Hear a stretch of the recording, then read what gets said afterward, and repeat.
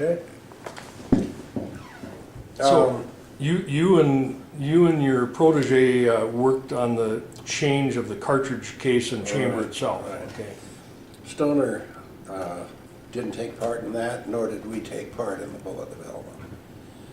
The first thing that it needed, there was a problem that it shared with the 220 Swift. If you had too thin a copper jacket on it, the thing would explode coming out of the muzzle. So I think it was 14 thousandths thick, and you had to go to 18.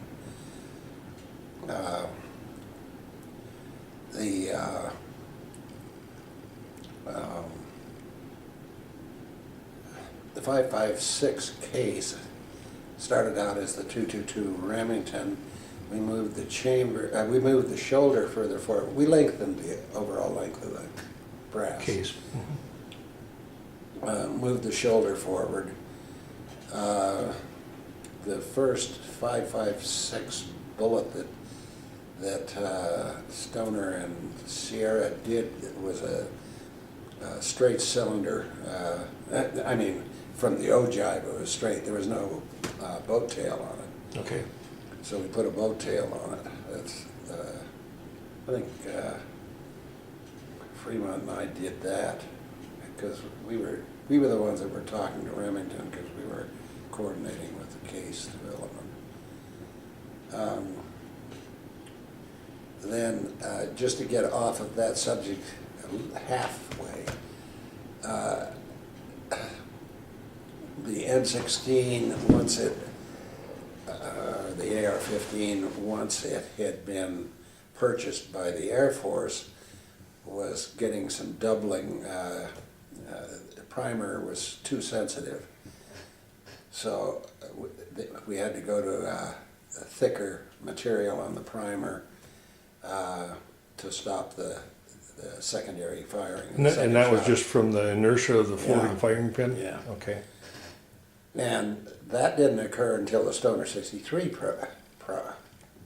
program, because the ammunition was really getting into production with, not with Remington, but it was changing to Winchester.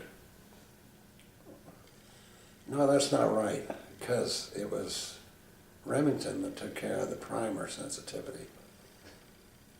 I'm getting my numbers overlapping there, but anyway. Understandable. It's been a couple of years ago. Yeah, it was a little while ago. Yeah. Anyway, we developed the case along with Remington, and it became the military 5.56. At the time, it was just called 223 Remington. So in the early 1960s, I guess it became 5.56. I'm not sure. Okay. That's interesting. I never knew how that actually happened, and that pretty well clarifies it. Well, a lot of it went back to the actual test that was going on just prior to our start on the gun. I forget the name of the government agency that was, it may have been Oro, but they had done the study on battlefield casualties. And there had been an earlier, I think between the two world wars, in the 1920s, there was the first realization that high velocity had a lot more to do with wound effect than they had imagined. I mean, and also when you factored in the fact that soldiers don't want to get shot any more than civilians want to. And it doesn't matter how accurate they are at 500 meters. In combat, they aren't accurate at 50 meters. Somebody once said that it ruins everybody. If you're being shot at, it ruins your bowling score. Yeah, I can imagine. Yeah, the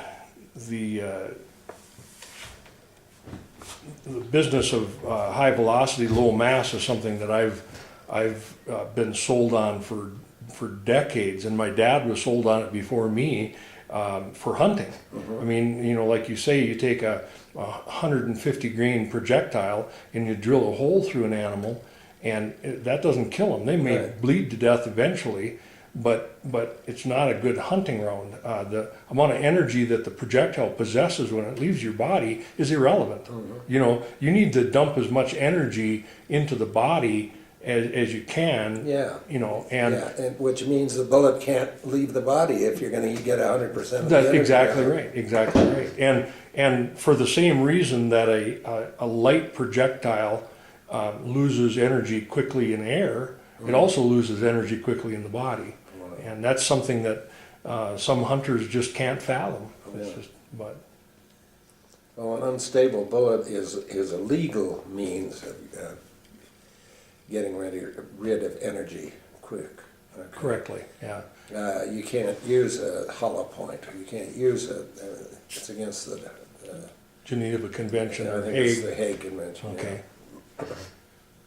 Yeah, you're right. You know, rapidly expanding bullets illegal. I mean, you can use it on game, and it's very effective. But the fact that it loses stability when it strikes the body is apparently devastating. So, take a break here.